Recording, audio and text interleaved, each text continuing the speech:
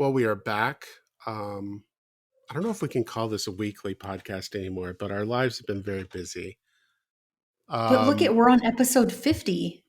This is episode 50, 50. Wow. Yeah. And we're going to be continuing our kind of history of medicine extended series today, looking at the Civil War, which is going to be interesting. I read a lot of articles this week or last week, getting ready for this. I'm surprised. There are things I thought that, I was like, not true, actually. Like what? Or should we get into it later after We'll we get play into our it later. music and ask about the weather? Yeah, we'll get into it later. All right. Well, we ready? Let's do it.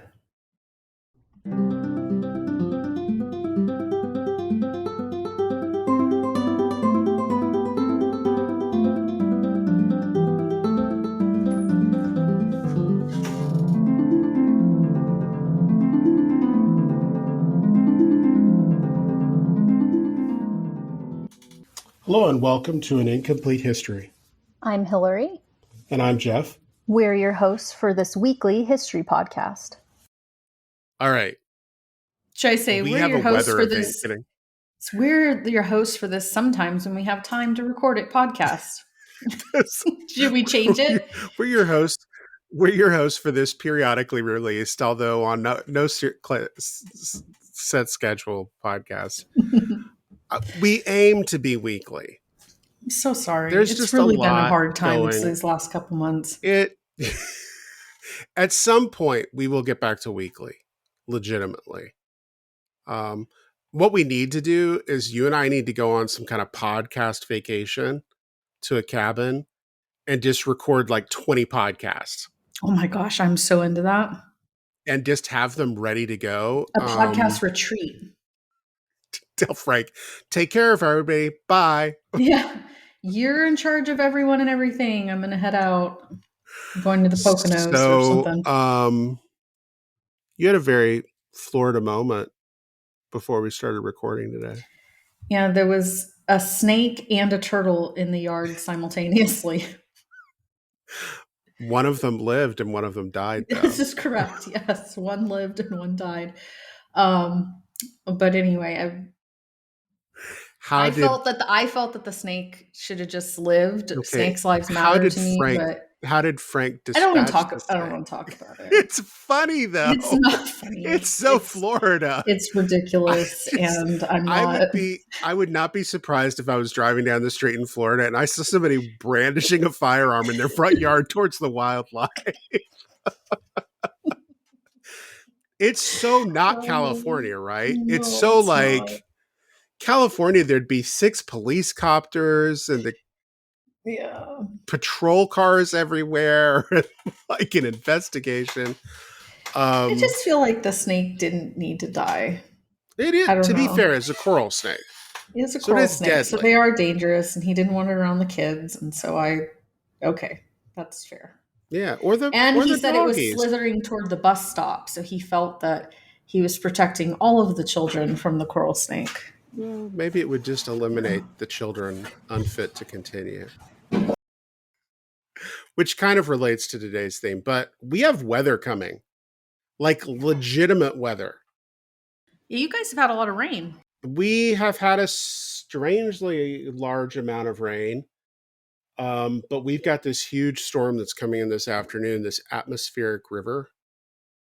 That's just, I don't know if people saw pictures out of Puget Sound or out of the Bay Area yesterday, but there were cars floating down streets in the Bay Area yesterday. They got so much rain so rapidly.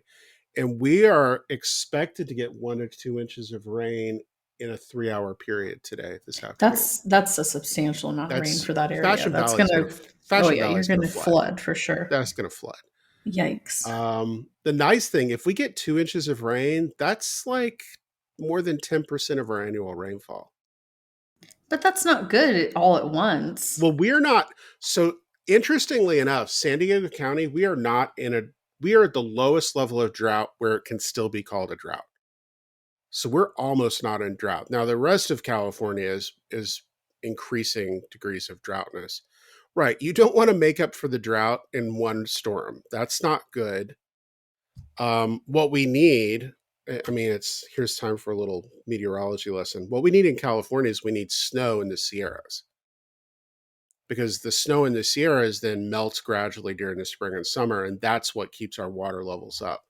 And if we have light snowpack in the Sierras during the winter, then we're in for a bad spring and summer because we don't get the melt. Um, Well, I think but you're going to get that this winter because the Farmer's Almanac said it's going to be a very cold winter, so it's Well, possible. it's a La Nina year, which could mean a dry winter for Southern California. It'll mean a wet winter for NorCal, but a dry winter for SoCal. But so far, we are exceeding last year's precipitation. So I don't know. Who knows? I mean, I don't know. Is global climate change going to disrupt La Nina, El Nino? I mean, are we going to be able to rely on those as predictors of anything? I just watch every time there's a tropical storm in the Pacific coast of Mexico, it gets a little bit further north every single time. That's true. You kind of wonder how that's going to look in 10 years. What's San Diego going to do when we finally get a hurricane that hits us? Not survive it very well. Coronado is going to be overwhelmed. Are you still enjoying the fall weather? So the last couple weeks have been so nice, but then today it got hot and humid again. But it's only going to be this way for today and tomorrow, and then it's supposed to start going back to nice How again. hot? How hot again? Today it's 90. Wow, that is kind of warm. I mean, it's okay. So it's real feel 90. So it's like the humidity makes it 90. I think the actual temperature is like 82, maybe. Okay. But it definitely feels like 90. It's really wet out. It's been raining today. But by, let's see, Wednesday, it's supposed to be so pleasant. And it's been pleasant, the last couple weeks. So I'm pretty pumped about that. Cool. All right. So Are we ready? Are we ready to get into some morbid discussion? let's do it. All right. Medicine. So we're continuing our medicine series, and today we're going to focus on the American Civil War, because I think we both agree this theory that, at least in the United States case, but maybe more globally, military conflict really drives medical advances. Yeah, that seems to be the theme of the class that I'm teaching too. It's like when there is a war or something, like you have a huge advancement in medical practice and infrastructure and techniques and everything. And like every single time you see a major breakthrough in medicine, it really does kind of coincide with a war, right? So I'm going to present a couple of innovations that happened during the war, and then we can kind of talk about what leads into those. These are that I want to talk about. I mean, I don't know what, Hilary and I don't discuss with each other what we're going to talk about. It's a great way to have a podcast. So there are a couple of things that are specifically related to infectious diseases. One is a medicine, the other is a procedure, a technique or procedure. Quarantine. The rise of hospitals. I mean, hospitals exist prior to this moment, but not in the way they're going to exist during the war and then after the war, right? An ambulance system. I was a little surprised by this. Oh, I love the ambulance. It is invented during the Civil War. Yeah. Specialty hospitals. Anesthetics. That's one of the major myths of the Civil War, I think. Is people think that anesthetic wasn't around Well, you and would that they give were just somebody lopping people's arms off. you would give them a big glug of whiskey, and then you just hack that limb off. But that's not true. It's not. They were anesthetizing over 80% of patients who were undergoing amputation. Neurosurgery techniques, arterial ligation, and plastic surgery. This one really surprised me. And I thought back, there's a book both Hurley and I read, and I really love this book. It's Francis Clark's War Stories. I should have realized plastic surgery was going on with the stuff that was being talked about in war stories, but it didn't really. So let's start with what war stories. A lot of its focus is on dying, but a lot of it is on these soldiers who survive amputation and what their lives look afterwards. It is a brilliant book. It's Francis Clark War Stories. You should definitely pick it up and read it. It's short. It's very, I think, approachable by non-historians. Wouldn't you agree? Yeah, it's Um, one of the most readable history books I've ever read. That's why it's one of my and favorites. these amputees participate in handwriting competitions, penmanship competitions, because most of them are using their offhand to write. And I just remember there was one of the guys, he got so good at it, he eventually gets banned from the competitions because he became so adept at using his remaining hand to write, that they were like, well, you're just going to win all the time. But it's an interesting thing because what really strikes me about that is the reintroduction of wounded soldiers back into society. And do we hide that or do we embrace it? And one of Clark's big arguments is these soldiers put their stumps, for lack of a better word, on display. They don't hide it. Like they don't have the arm, the remainder of the amputated arm like hidden down at their side. They like put it right there and it's like, look at it. Well, Because it's a and badge of honor, right? yeah, and it's so ubiquitous in a way. I mean, there are so many people who are Mhm. amputees who survived the war, and one of the little statistics I have about that is the year after the war ended, the state of Mississippi spent 20% of its annual budget on artificial limbs for veterans. I think we both read Robert Riley's article because Probably. it's a really good Yeah. article. But I But mean, that's a lot. That's a substantial amount of money uh-huh, 20%. going toward the artificial limbs. So yeah, it's a kind of a ubiquitous experience for those who survived the war. Many of them had limbs amputated. Mhm. So, I mean, let's back up even a little bit more. Generally, the number is 620,000 dead in the war. Um, more more deaths than all other military engagements by the US combined. However, less than the number we've lost to COVID. Isn't that just staggering? Eh, Yes. So it was 2% of the US population at the time died during the war. And it's interesting because I think people hear a number like 2% and they're like, oh, that doesn't sound like too much. It's like, really? That's a lot of people. Um, but we think the death toll might be undercounted, that the Confederate numbers were underreported because there's this fire in Richmond, right? Well, it's hard to say how many people actually did die, right? I mean, there is a lot of um, back and forth, so there isn't a lot of consensus about how many died because the numbers could be a lot higher.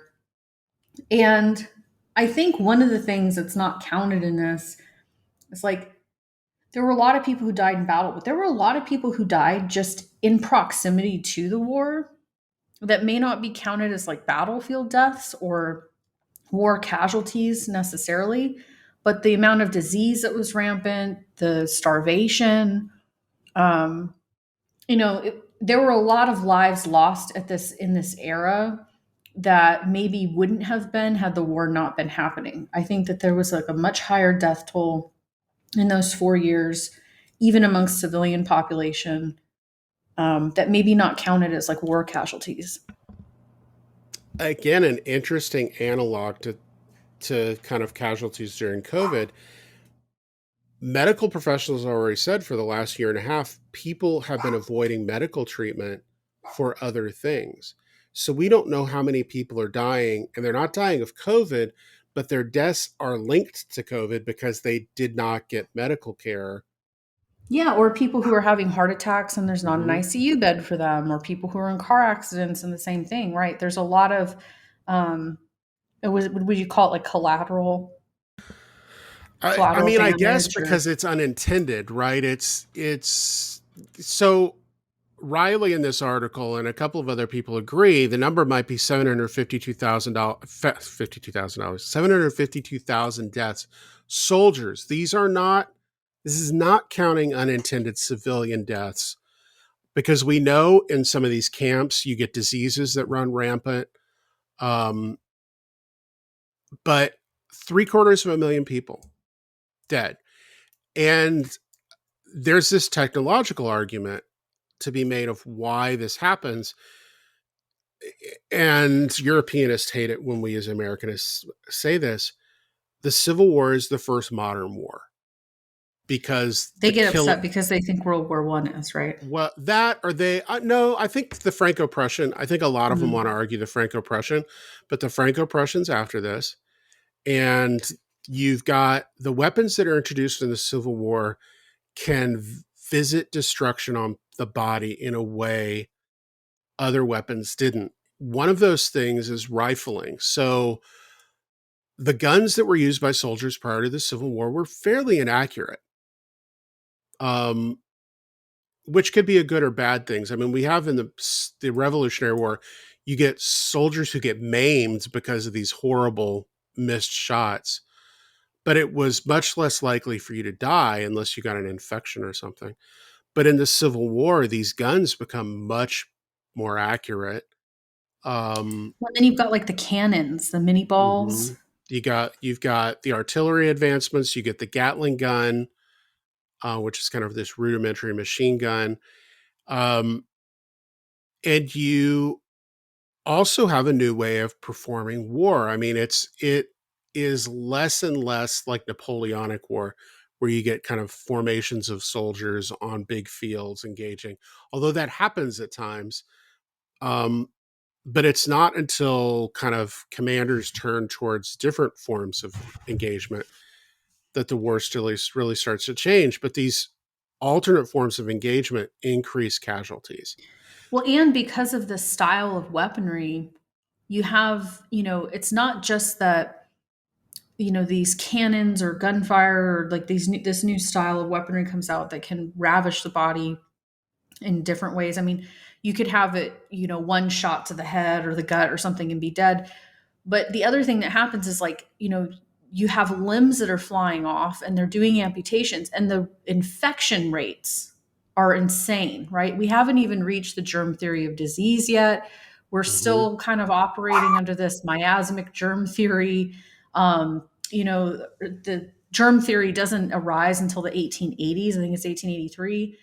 So there's still not a very good understanding of infection, and there's certainly not a good way to treat infections. But when you have this advancement in weaponry, you have more people who are getting infected, and then people are dying a lot of infection. And so I think that's another facet here.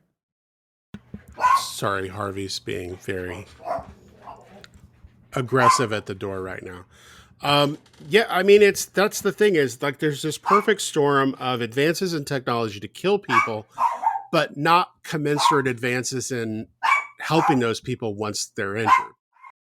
Well, so they try though, because when we're talking about the invention of the ambulance, for example, they for the first time realize we need to transport soldiers who are injured off of the battlefield. We need to get them off as soon as possible, and we need to treat them.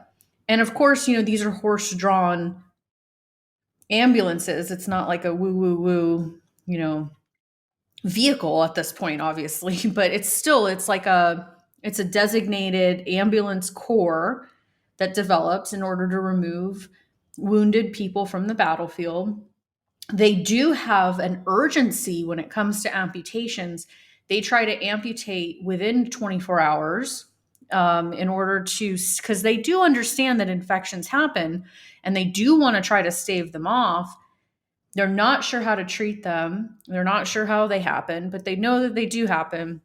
And so even though it's difficult to, to treat all of these wounded people, they are trying really hard, and they're making all these different advancements and different calls and trying to, reformulate the way that soldiers are treated off the battlefield when they're injured.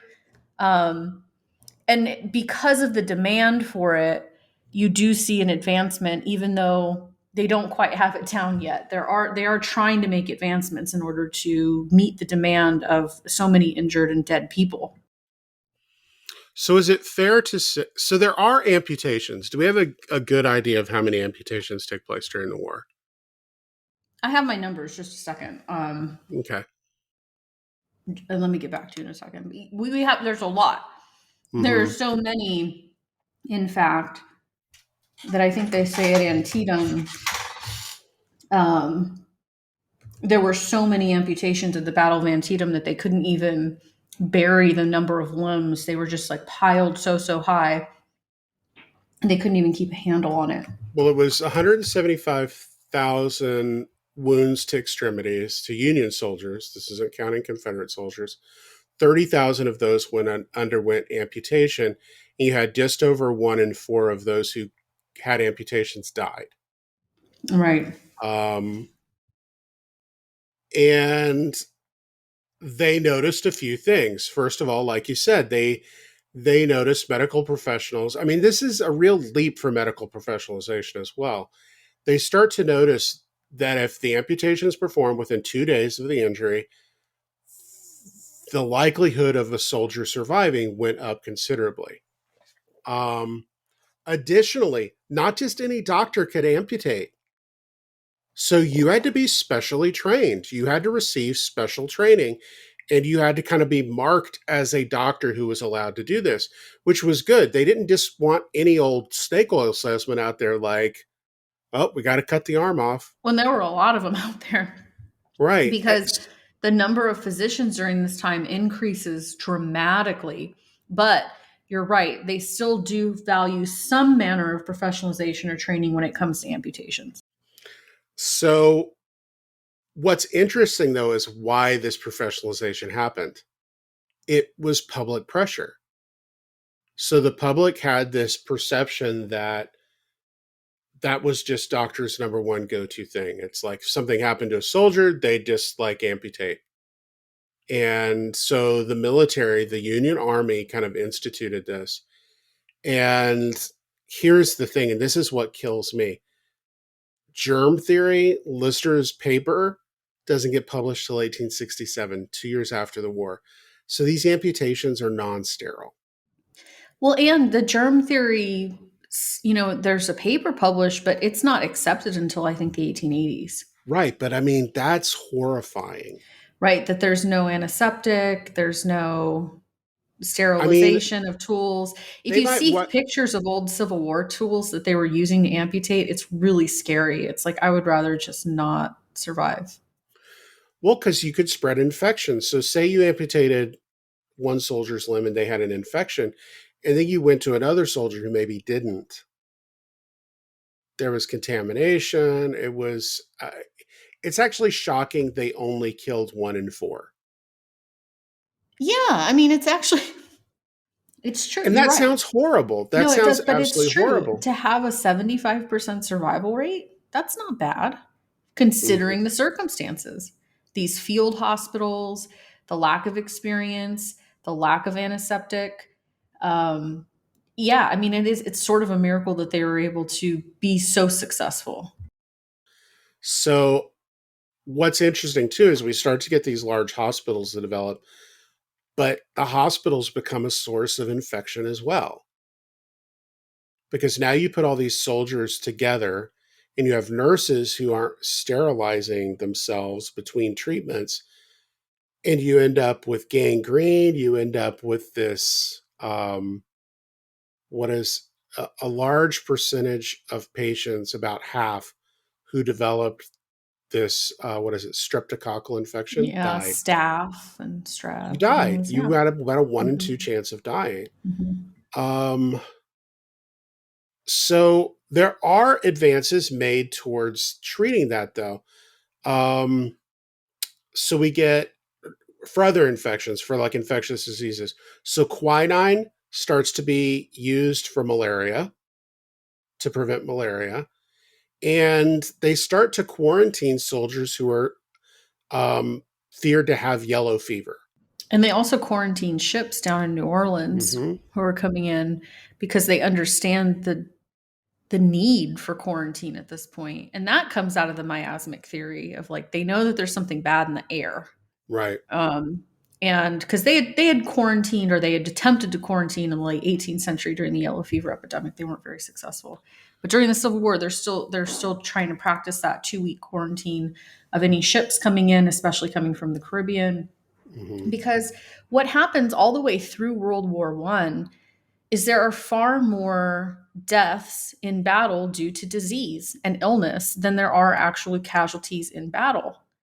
And, it can be yellow fever, malaria, cholera, influenza, by World War I, venereal disease, right? There are all these different diseases. There's all these different illnesses that circulate around the camps, malnutrition stuff that ends up, those things kill the soldiers far more than them actually being in battle.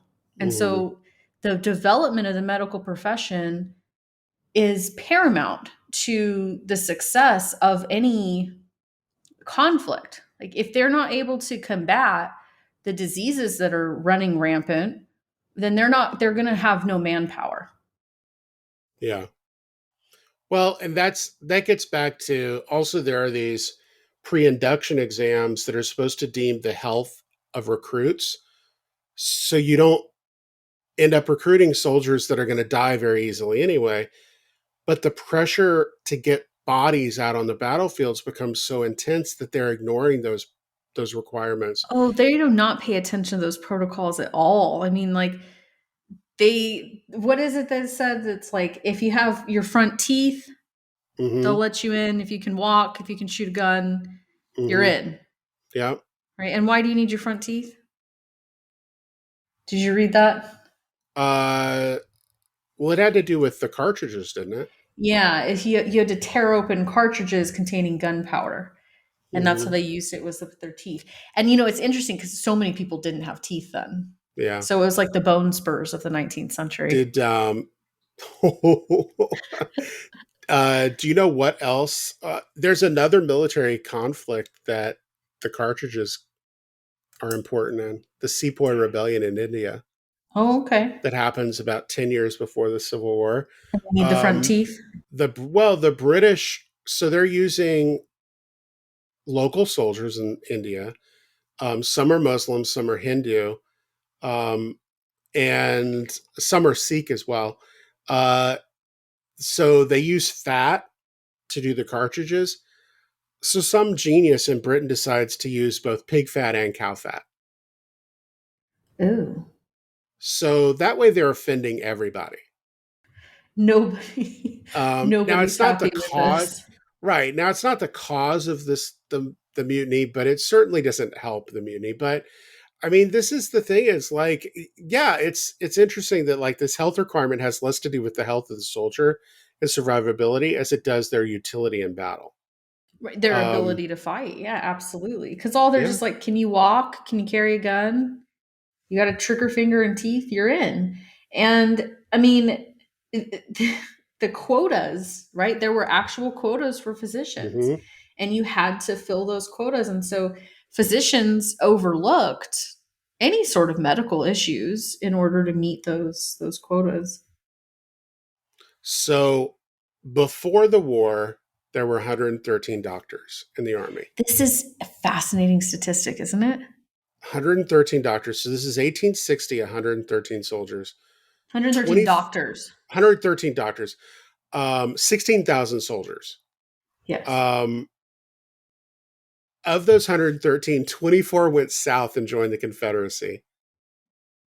Which is quite dismissed. A few. It's like a fifth. Yep. 3 were dismissed for disloyalty. So they like sympathized with the Confederacy, but didn't go join the Confederacy, I guess. Mm-hmm. So 5 years later, so you basically go from 113 doctors to 15,000 doctors combined across the Union and Confederate armies. Mm-hmm. That's 113 to 15,000. And so what does that tell you about their training? It must be good. So here's what I started thinking a lot about as I was reading over these statistics and facts and everything. It's like the profession of nursing really comes about during the Civil War. Yes? Mm-hmm. Yep. I would Why? say the British and the Crimean. I would say the Crimean War. They have an argument to make because that's In the United States. Florence Nightingale right But there. I'm But saying in here, the yeah, United States, like in the United as States, a yeah. profession in the United States, the Civil War So is I do. the nursing. So I do this exercise in the Revolutionary War with my students where they have to construct a role that they would have had during that era. And I always have students who are like, "I'm a nurse," and I was like, "No, you're not." They're like, You're I probably would be not a a nurse. nurse," and I was No, like, "You're like one of the two nurses." Well, I work at the hospital in Boston, and I was there's like, no "Well, since it hospital. doesn't Thank you. Yeah. exist, you don't, right?" I mean, it's the Civil War is when this all happens. Yeah. So you were going to say something about the So I started nurses. thinking, like you go from 113 physicians to 15,000. Very clearly, these people do not have proper training or education. The nurses are performing very similar tasks with very similar experience and lack of education, but they're designated as nurses simply because they're women when they have Mm-hmm. exactly the same amount of exposure and experience as the men. Women are relegated Well, and from they then until now into this lower paying, lower status job mm-hmm. that they had just as much experience as the men did at that point. I mean, like it Well, and really kind of pisses me off when you think about it. Like, why couldn't they have been physicians too? They had just as much training. well, I would argue the nurses then, just like now, are probably performing the bulk of the medical care They were too. doing more.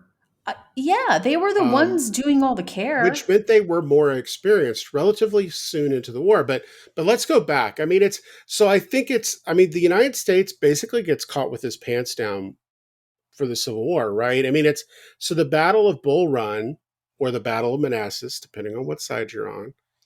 1861, July 21st,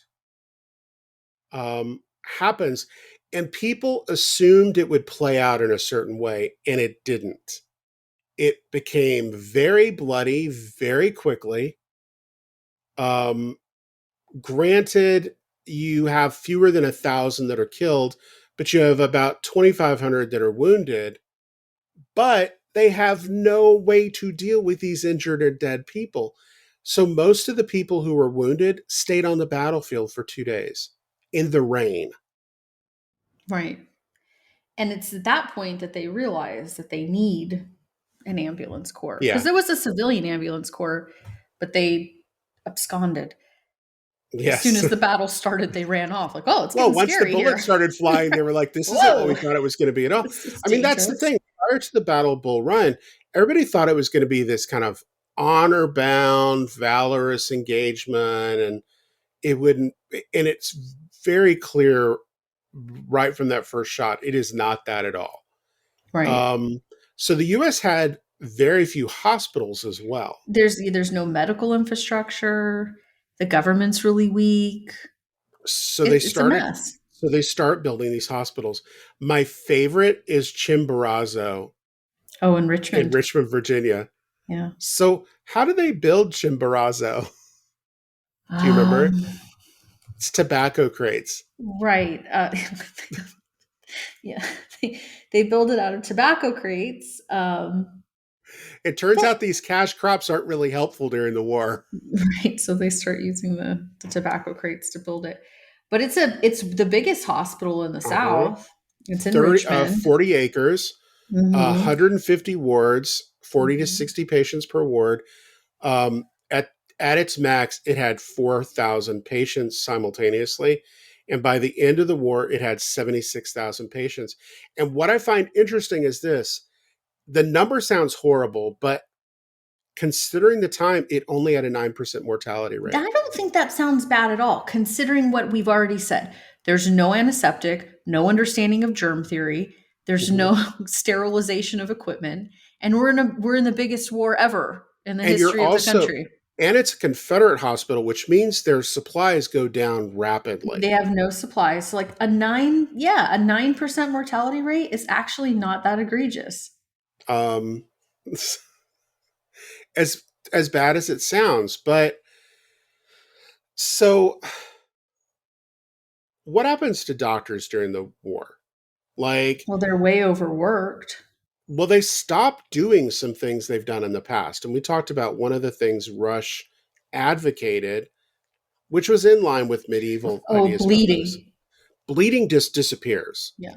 Well, because it's a mess. I mean, they've figured out at this point, like, hey, bleeding people actually doesn't work at all. Well, also these poor guys are like bleeding out on the battlefield. Right. They're like, yeah, they're not getting better. Like, right. But they start to, there are some bright spots here, right? Malaria and yellow fever.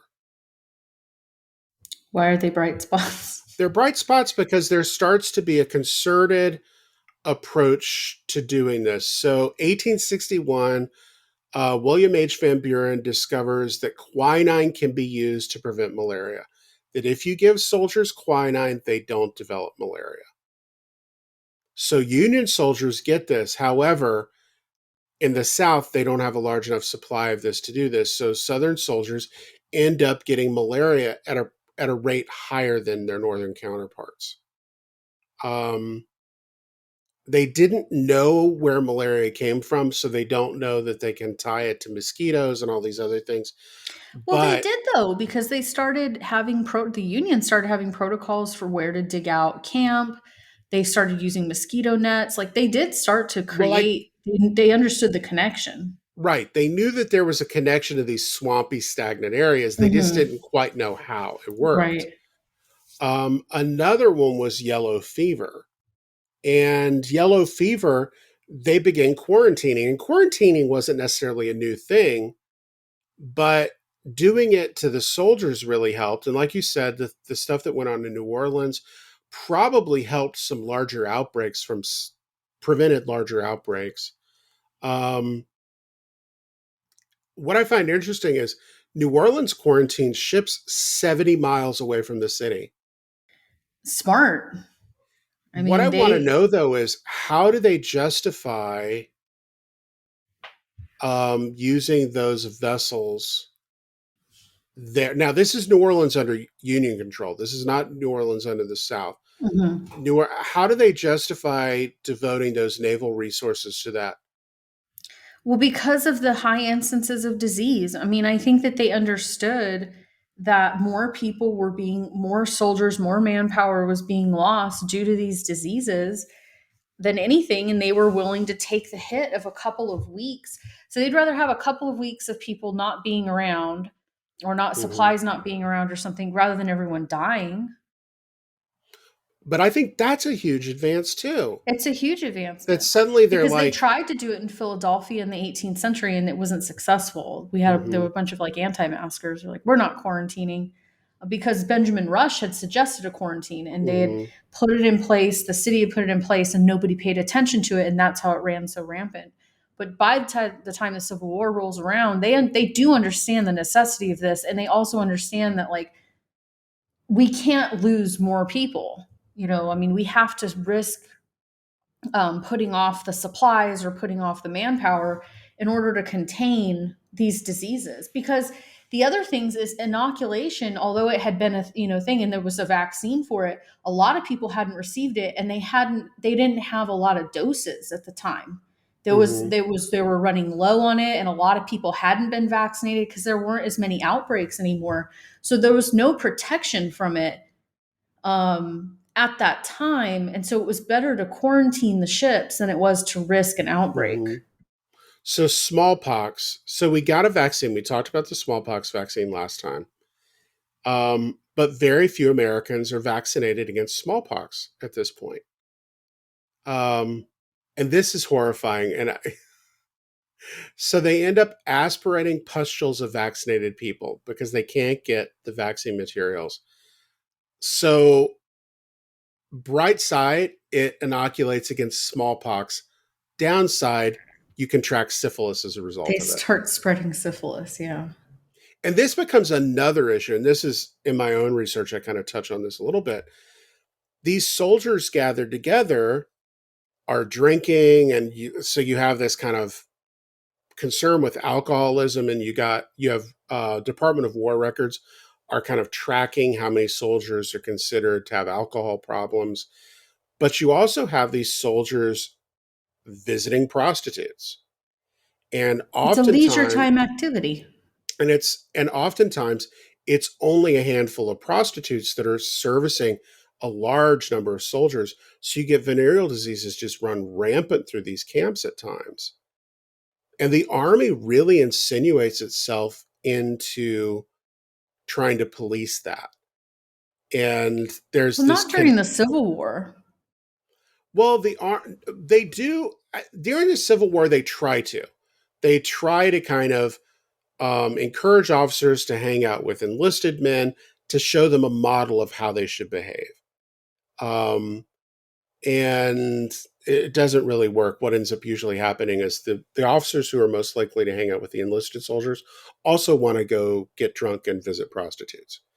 Um, but this connection between morality and health, I think, really starts to solidify in a very Victorian way during the Civil War. Well, and it's because there's the genesis of it and within civilian society before, Right. and you start to have, the really, really early grassroots feminist movements in the late 19th century that are trying to address public health and morality. But I think it really takes off during the Progressive era, and then especially during World War One. And Oh, I I think think that it. we could Yeah, have an episode about that. But I think it takes off, but I think there are antecedents of it here in the Civil War because you do have uh, critics of Army policy who point out and say, "Well, look, this commander is kind of morally upright, and his soldiers have a lot less problems with these things, whereas this other commander is an alcoholic and does this other stuff, and his soldiers have trouble." I mean, for the first time, we get medical concerns raised about certain military leaders in a really concerted way. So Ulysses S. Grant is famously characterized as an alcoholic. he's a lush. He's a lush. And Sherman is portrayed as mentally ill. And I mean, I find it interesting. So many of my students will bring that up when we talk about when those two men come up and they're like, well, everybody knows Sherman was crazy and Grant was a drunk. And I was like, well, how do you know that? Well, I've just Everybody been told knows that. him. Yeah, I've right. just been told that, right? Yeah, yeah. So we've got kind of the amputation stuff. They're using anesthesia. They're using chloroform, right? Chloroform, right? They're Ether. conducting not just amputations, but surgeries get a little more advanced. They're conducting kind of basic neurosurgeries. They're able to do it very, very quickly too, right? Because the doctors are way, way, way overworked. Because, as we said, only a limited number of people could perform these surgeries, but they were performing them one right after another, sun up until sundown, and they could do it really quickly. And you get some famous people participating in this. And this is kind of what I find interesting is I did not realize this till we started getting ready for this episode. What? Walt Whitman was a nurse. Oh, yeah. Well, he writes about being a Mm-hmm. nurse. Yeah. I mean, after I read it, I was like, oh, yeah, I guess he does write about that. When he sat with so many soldiers and talked with them. And I remember the first time I learned that was when I was in Washington, D.C., and I was going down into the metro, and it was in DuPont Circle, I think.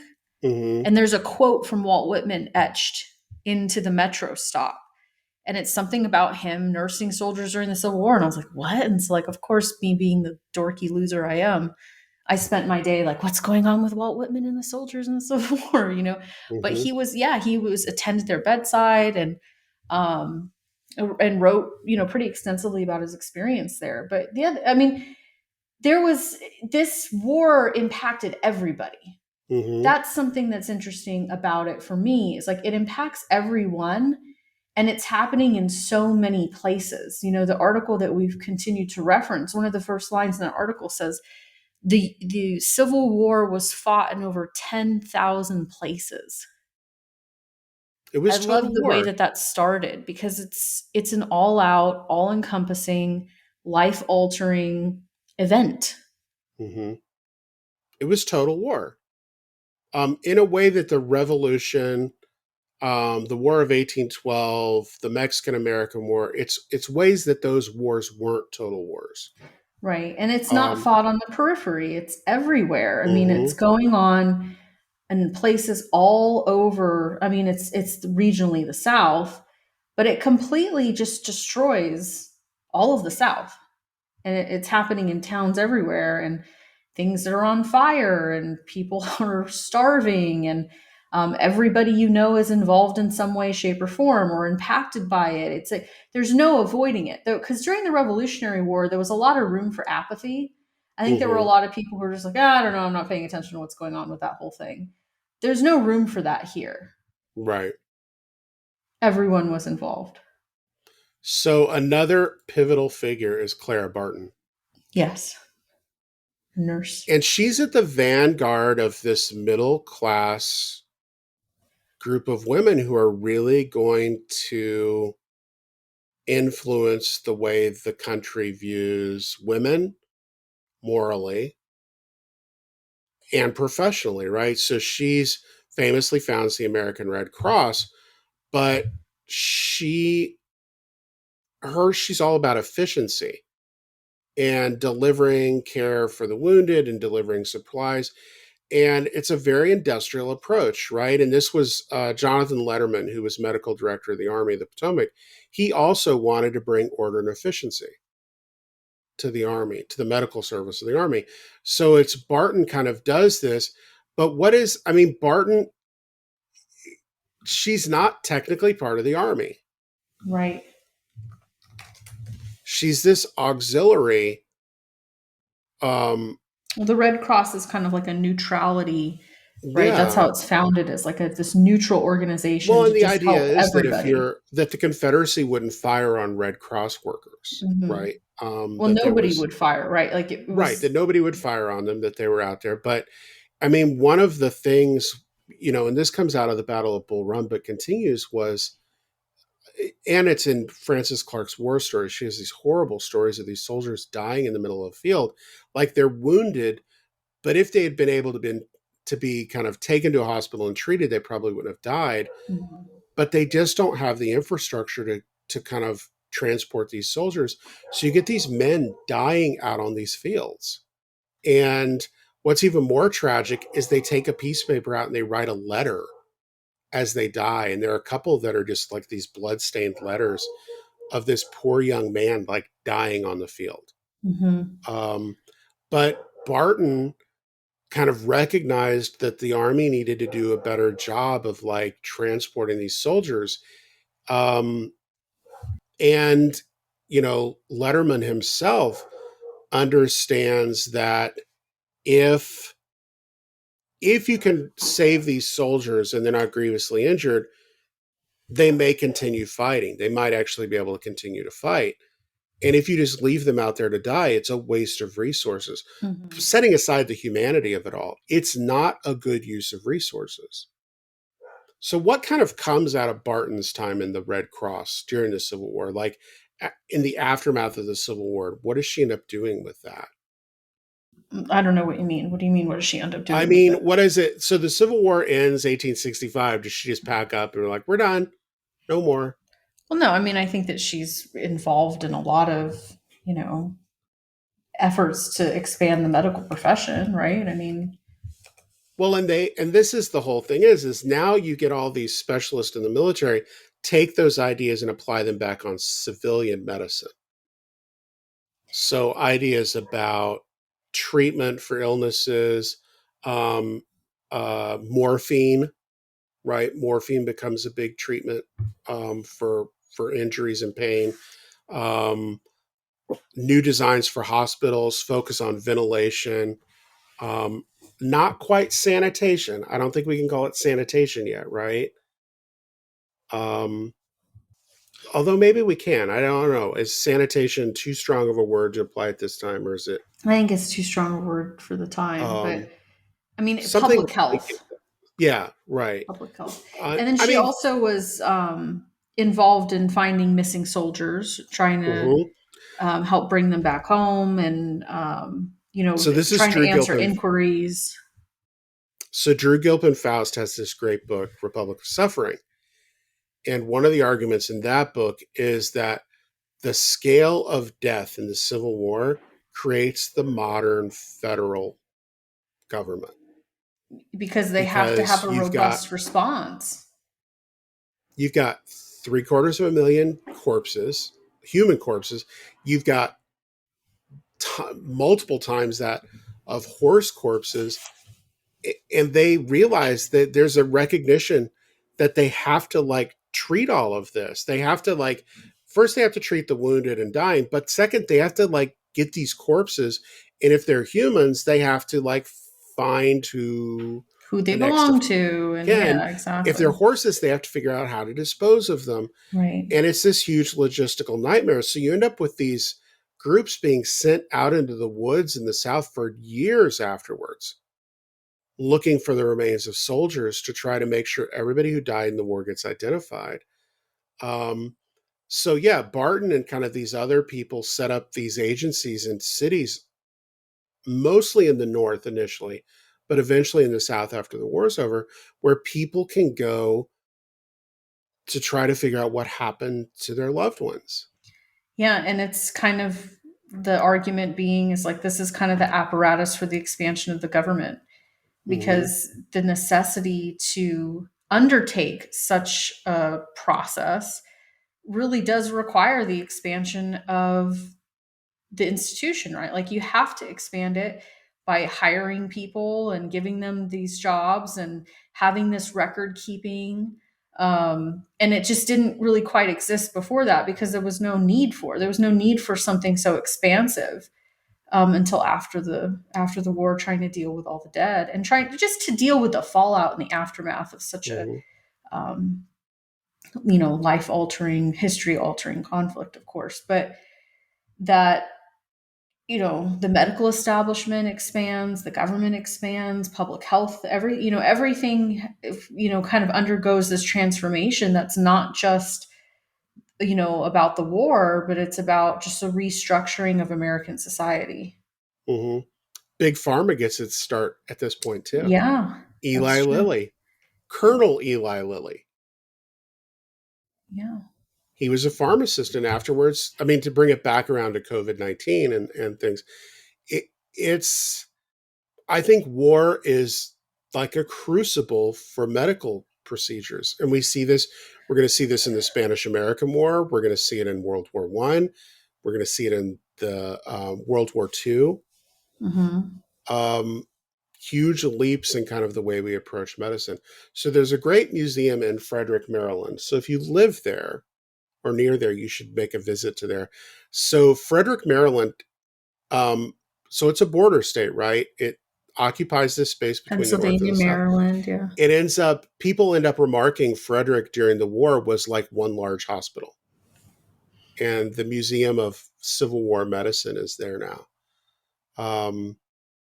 But I think we've kind of walked through the Civil War, the main aspects. I think there's stuff we've left out, right? Well, there's first plenty, of all, civilians, what's happening with civilians during the war. Second, contraband. So when we talk about contraband, who are we talking about? Enslaved people? Freed slaves, right? Freed slaves who've been, they've not been liberated, right? Because they're considered contraband. And we know that medical conditions are a big issue there as well, because you've got overcrowding, you've got diseases running rampant there as well. You've also got some doctors who are propagating ideas that medically African Americans are different from white Americans.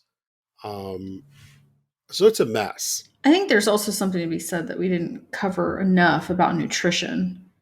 Just, wreaking absolute havoc on, the malnutrition.